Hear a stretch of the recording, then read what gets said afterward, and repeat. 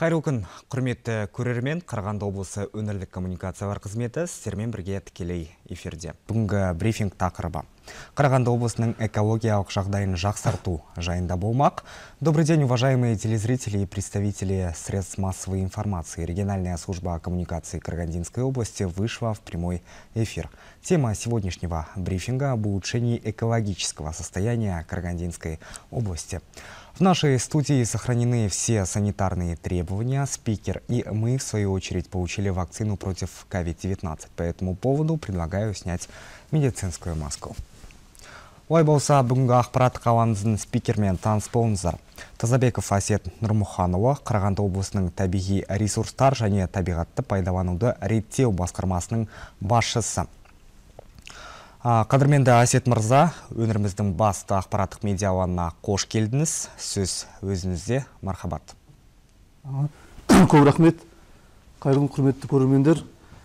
Экология мәселелері біздің өңір үшін, әсіресе Теміртау, Балқаш, Жезқазған қалаларында өзекті болып табылады.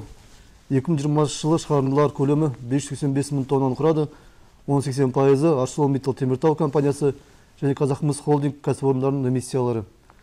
20 жылдың 11 айында басқарма қоршаған ортаға эмиссияға 919 рұқсат және 2-ші, 3-ші, 4-ші санаттағы объектілер үшін 270 мемлекеттік экологиялық сараптама қорытындысын берді. Экологиялық проблемаларды шешу үшін облыс әкімдігі экология министрлігімен бірлесіп, экологиялық проблемаларды кешенді шешудің 2020-2024 жылдарға арналған жол картасын бекітті. Жалпы сомасы 208 миллиард теңге құрайды.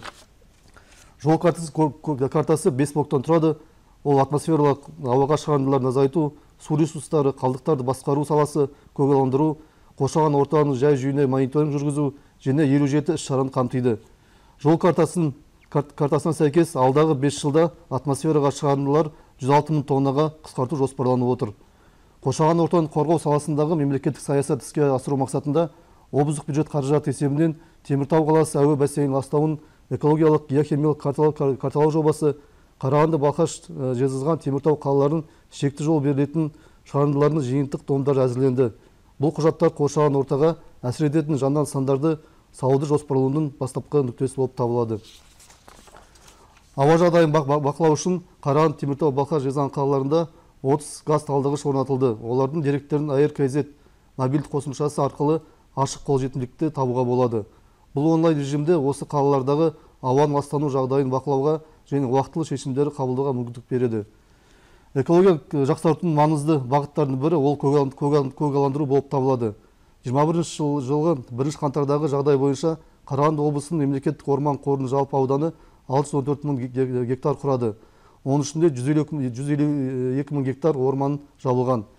Мемлекеттік басшысы 2020 жылы 1 қыркүйектегі Қазақстан халқына жолдауын 5 жыл ішінде мемлекеттік орман қоры аумағында 2 миллиард ағаш отырғызуға тапсырды. Мемлекеттік басшысының жолдауын орындау және Нұр Отан партиясының сайлауалды бағдарламасын іске асыру, аймақты көгалдандыру және орманды ұлғайту мақсатында 21-25 жылдарға арналған ормандарды молықтыру мен орман өсірудің кешенді жоспары бекітілді. Жоспарға сәйкес 5 жылдың ішінде жалпы ауданы 22.500 гектар аумағына 100 миллион көшет отырғызу бойынша ауқымдық жұмыс жүргізу жоспарлануда.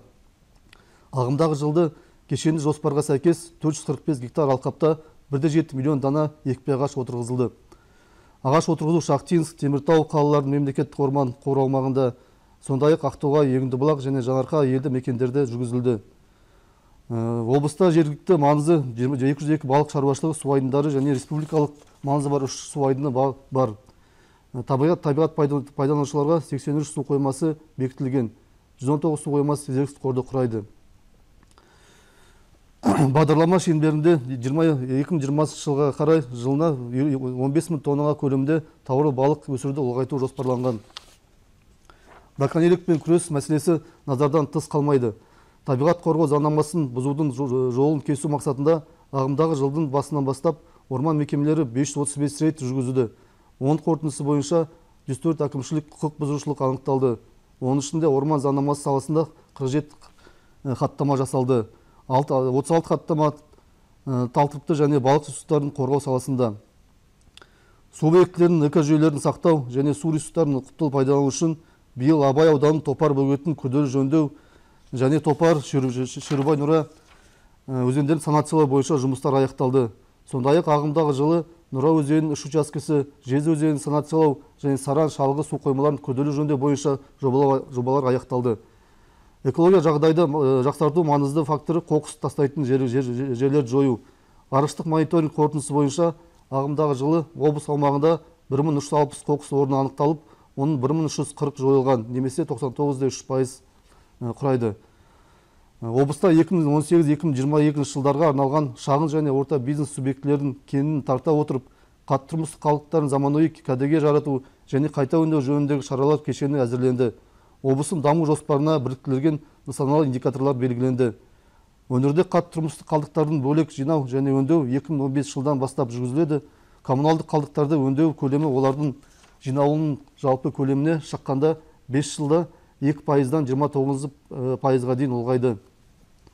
Жинау, әкетуді және көмуді 31 мамандандырылған ұйым мен кәсіпорын жүзеге асырады.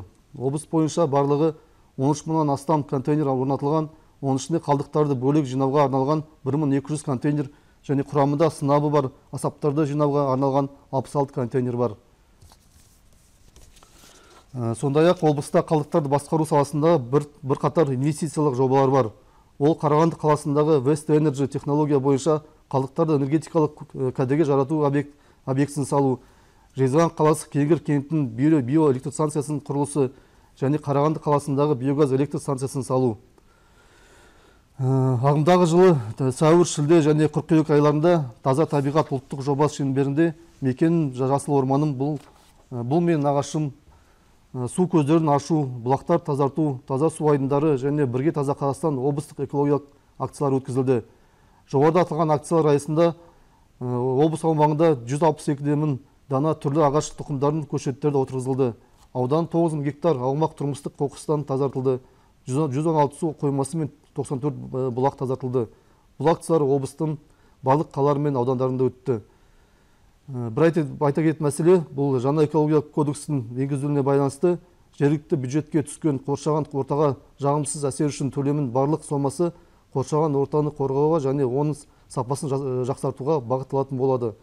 Осыған орай бүгінгі таңда 22-24 жылдарға арналған қоршаған ортаны қорғау жөніндегі іс-шаралар жоспары экология министрлігімен келісіп, облыс мәслихаты шешімімен бекітілді.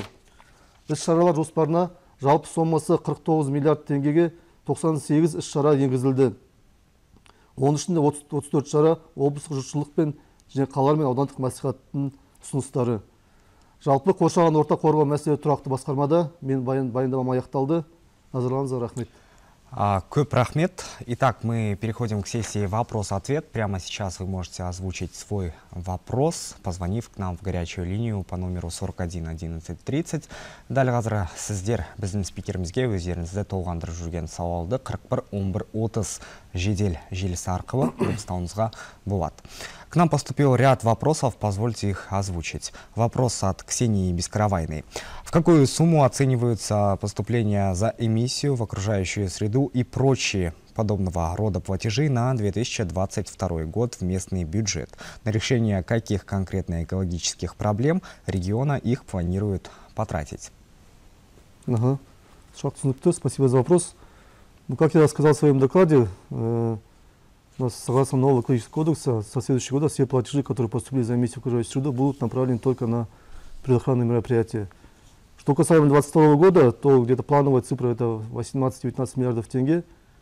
То есть эти средства будут направлены на природоохранные мероприятия. Но если говорить конкретно, вот мы утвердили план мероприятий на ближайшие 3 года, это 22, 23, 24 год, согласовались с Министерством экологии.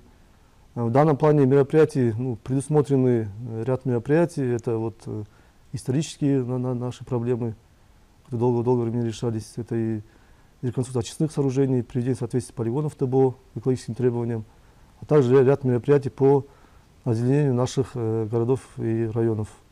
То есть эти мероприятия уже утверждены, бюджетные средства выделены, эта работа будет проведена вот со следующего года.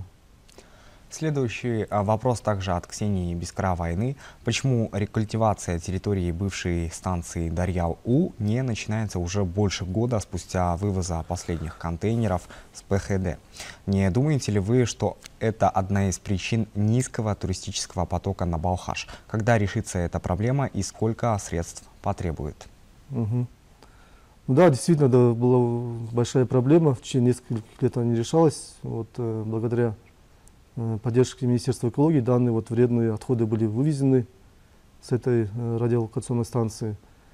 Теперь там не решался более года вопрос по земле, то есть там есть земля, здание, сооружение, которое мы должны рекультивировать и ликвидировать. Данный вопрос мы решили совместно с акиматом Актагальского района.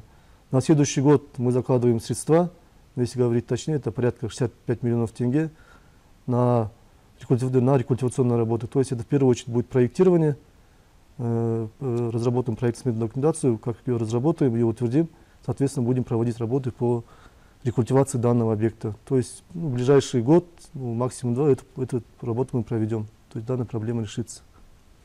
Благодарим за ответ. Келесі сұраққа кезек берейік. Теміртау қаласының экологиясын жақсарту үшін қандай жұмыстар атқарылуда?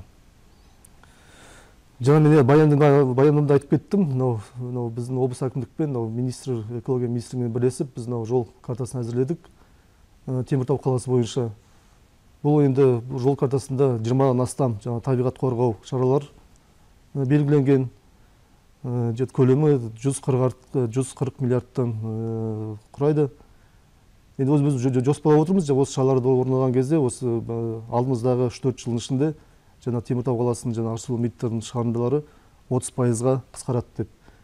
Тағы айта кететін мәселе бұл газ отына көшу, білесіздер, біздің аумағымызда газ келді.